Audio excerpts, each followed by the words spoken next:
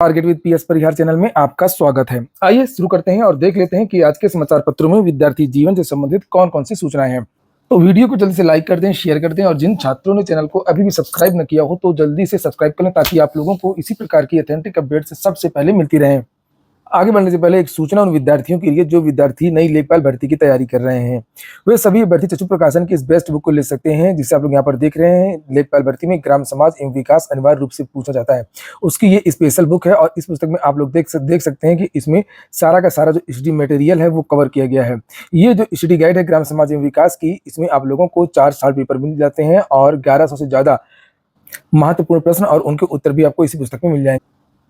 चक्षु प्रकाशन की ये बुक आप लोगों को सभी कापी किताबों की दुकानों में मिल जाएगी और अगर आप लोग ऑनलाइन मंगवाना चाहते हैं तो उसकी लिंक मैंने डिस्क्रिप्शन बॉक्स और कमेंट बॉक्स दोनों जगह उपलब्ध करा दी है।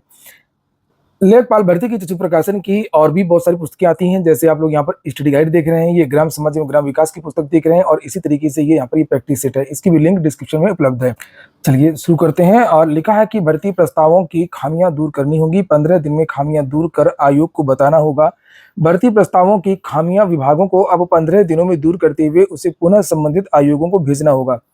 प्रमुख सचिव नियुक्ति एवं कार्मिक एम देवराज ने इस संबंध में सभी विभागाध्यक्षों को निर्देश भेज दिया है और इसमें कहा गया है कि सभी विभागों के समूह का खा गा के पदों पर भर्ती के लिए आयोगों को प्रस्ताव ई अधियाचन पोर्टल के माध्यम से भेजने की व्यवस्था की गई है। सभी विभागाध्यक्ष इसका कड़ाई से पालन करेंगे और खामियां तय समय में दूर करेंगे जिससे रिक्त पदों को जल्द भरा जा सके। और विभागों को भेजे गए निर्देश में यह भी कहा गया है कि ई अधियाचन पोर्टल पर निर्धारित प्रारूप पर भर्ती संबंधी प्रस्ताव भेजा जाएगा। यह ध्यान रखा जाए कि पोर्टल पर पहले भेजे गए प्रस्तावों को दोबारा न भेजा जाए।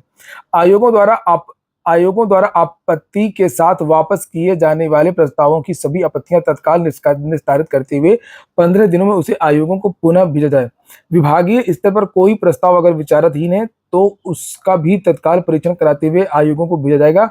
ई अधियाचन पोर्टल पर ऑन बोर्ड विभागों और विभाग के तहत स्थापित कार्यालयों की मैपिंग एनआईसी द्वारा कराई जाए जिससे पदों की पूरी जानकारी ऑनलाइन हो सके।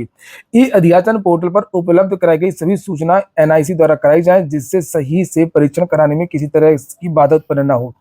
तो ये आदेश जारी हुआ है और देखते हैं कि आखिरकार इस आदेश का एलटी की भर्ती, खंड शिक्षा अधिकारी की भर्ती, एई की भर्ती और अन्य भर्तियां किस तरीके से प्रभावित होती हैं, क्योंकि ये बहुत सारी ऐसी भर्तियां हैं जो अधियाचन में विभिन्न प्रकार की समस्या, नियमावली और अन्य कार्यों की वजह से रुकी हुई हैं।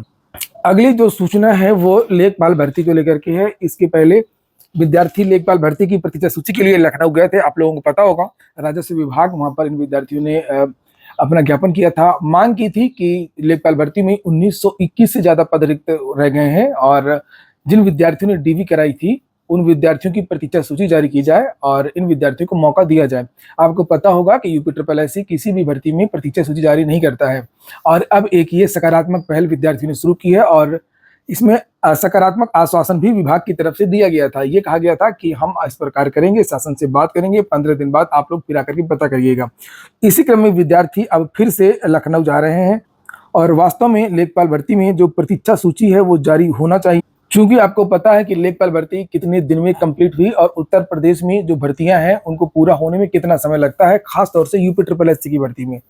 अभी देख रहे हैं यूपी में चेयरमैन भी नहीं है, परीक्षाओं का अता पता नहीं है, नए विज्ञापनों का भी अता पता नहीं है, अभी नए विज्ञापन में भी देरी लगेगी। तो बहुत सारी चीजें हैं और अगर यूपी सभी भर्तियों की, लेखपाल भर्ती की तो ये बात है ही जो है, लेकिन सभी भर्तियों की अगर प्रतीक्षा सूची जारी करता है तो इससे यूपी का भी कार्य आसान हो जाएगा। नहीं तो बार बार विज्ञापन निकालना पड़ता है, बहुत सारे कार्य करने पड़ते हैं और इसमें अगर प्रतीक्षा सूची जारी होगी तो ज्यादा से ज्यादा बेरोजगारों को रोजगार मिल जाएगा और सरकार का भी काम बचेगा। विद्यार्थी इसके लिए बहुत सारे प्रयास कर रहे हैं, ज्ञापन वगैरह भी विधायकों सांसदों को दे रहे हैं। ये देखिए यहाँ पर लिखा है इन विद्यार्थियों ने कि लेखपाल मुख्य परीक्षा 2022 जो कि 8085 पदों के लिए संपन्न कराई गई थी, जिसमें 8085 पदों के सापेक्ष केवल 6164 पदों पर ही भर्ती ने ज्वाइन किया। उसका एक कारण ये भी था कि भर्ती प्रक्रिया लेट हो गई थी, भर्ती फंस गई थी थोड़ा सा और 21 की भर्ती थी और ये 24 में कंप्लीट हुई है और इस बीच में इन विद्यार्थियों की बहुत जगह जॉब लग गई, नौकरी लग गई। लेकिन इन विद्यार्थियों ने गलती की, जिन विद्यार्थियों की नौकरी लग गई थी उनको डीवी में नहीं जाना चाहिए था। इसको लेकर के एक अभियान भी चलाया गया था, लेकिन कुछ ज्यादा होशियार टाइप के छात्र थे जो जिनको नौकरी करना भी नहीं था लेकिन उन्होंने डीवी भी कराया। नीचे लिखा है कि अतः आपसे अनुरोध है कि उक्त तथ्यों को व्यक्तिगत संज्ञान में लेते हुए विभागीय अध्यक्ष ये सब बातें हैं और मुख्य बात यही है कि जो अनुपूरक परिणाम है इसका वो जारी होना चाहिए। चूंकि डीवी में लगभग 27,000 विद्यार्थियों को बुलाया गया था और पद थे 8,000, तो इसमें जो शेष 19,558 बच्चे हैं, इन्हीं को मौका दिया जाए। और इसके लिए तो जो लेखपाल संघ के अध्यक्ष हैं राम मूर्ति यादव जी, उन्होंने भी संघ की तरफ से पत्र लिखा था। बहुत सारे लोगों ने पत्र लिखा है शासन को, तो आप लोग जाएंगे तो बिल्कुल कुछ नई चीजें निकल करके आ सकती हैं। अगर अगर लेखपाल भर्ती में प्रतीक्षा सूची जारी होगी तो समझ लीजिए कि यूपीएससी की ज्यादातर भर्तियों में भी फिर प्रतीक्षा सूची जारी हो सकती है। तदर्थ शिक्षकों व शिक्षा मित्रों पर लेंगे सकारात्मक निर्णय, उप मुख्यमंत्री केशव मौर्य ने शिक्षकों की समस्याओं की समीक्षा की है। तदर्थ शिक्षकों को सुप्रीम कोर्ट ने बाहर कर दिया है और उसी की यहाँ पर बात हो रही है। शिक्षा मित्रों को भी सुप्रीम कोर्ट ने बाहर किया है और कहा कि ये जो है नियमित शिक्षक नहीं बन सकते हैं। देखते हैं सरकार क्या करती है। अगली सूचना 69,000 शिक्षक भर्ती की है। लिखा है कि आज सुप्रीम कोर्ट में सुनवाई है। इलाहाबाद हाईकोर्ट की डबल बेंच की 69,000 शिक्षक भर्ती को लेकर के निर्णय को लेकर सुप्रीम कोर्ट में 23 सितंबर को फिर सुनवाई होगी और 9 सितंबर को मुख्य न्यायाधीश की अध्यक्षता वाली पीठ ने इस मामले में हाईकोर्ट के आदेश पर फिलहाल रोक लगा दी थी। साथ ही सभी पक्ष को नोटिस जारी करते हुए अपना पक्ष जारी रखने को कहा था। तो इसमें ओबीसी आरक्षण को लेकर के विवाद था। डबल बेंच के आदेश को सुप्रीम कोर्ट में चैलेंज किया गया। मेन बहस इसमें होनी है कि एटीआरई शिक्षक भर्ती का पार्ट है या नहीं है। और सामान्य वर्ग के विद्यार्थियों का भी एक आरोप है कि ओबीसी के जो विद्यार्थी हैं, एससी के जो विद्यार्थी हैं, उनको डबल आरक्षण दिया गया है, यानी सुपर टेट में पास किया गया है 90 नंबर पर और फाइनल मेरिट में भी रिजर्वेशन दिया गया है ऐसे विद्यार्थियों को। यानी कि ऐसे बहुत सारे विद्यार्थी फाइनल मेरिट में सामान्य वर्ग में चयनित हुए हैं जो 90 नंबर पर पास थे, ये उनका कहना है। और जो ओबीसी छात्रों का कहना है कि जो 27% रिजर्वेशन है वो इनको नहीं दिया गया है और इनको रिजर्वेशन लगभग 3% ही दिया गया है। तो देखते हैं क्या है। 69,000 शिक्षक भर्ती में बहुत सारे विवाद है और आज ईडब्ल्यूएस का भी मुद्दा है 69,000 शिक्षक भर्ती में कि 69,000 शिक्षक भर्ती में ईडब्ल्यूएस रिजर्वेशन नहीं दिया गया था। इसको लेकर के भी मामला कोर्ट में है।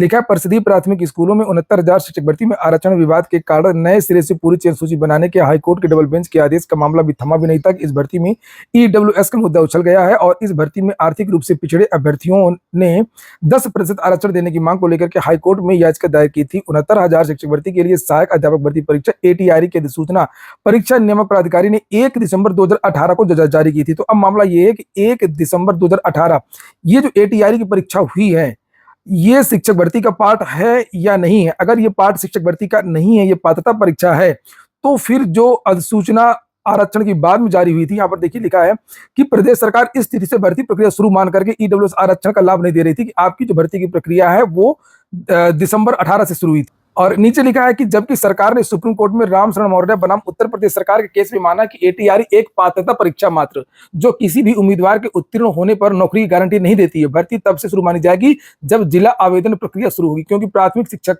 का पद जिला स्तरीय भर्ती का है। सामान्य वर्ग प्रतियोगी छात्र मोर्चा के प्रदेश अध्यक्ष त्रिवेंद्र मिश्रा का कहना है कि इस लिहाज से ईडब्ल्यूएस आरक्षण का लाभ मिलना चाहिए, क्योंकि 69,000 शिक्षक भर्ती का विज्ञापन बेसिक शिक्षा परिषद सचिव ने 25 मई 2020 को जारी किया था। तो जो भर्ती का विज्ञापन जारी हुआ था सुपर टेट के बाद, वो बाद में जारी हुआ था। और लिखा कि संविधान में 103वें संशोधन के बाद केंद्र सरकार ने 12 जनवरी 2019 को ईडब्ल्यूएस आरक्षण लागू किया था और यूपी में 18 फरवरी 2019 में यह लागू हुआ था। हालांकि सिंगल बेंच से ये केस खारिज हो चुका है। अब ये मामला जो डबल बेंच में चल रहा है। आज के वीडियो में इतना ही। पूरा वीडियो सुनने के लिए बहुत बहुत धन्यवाद।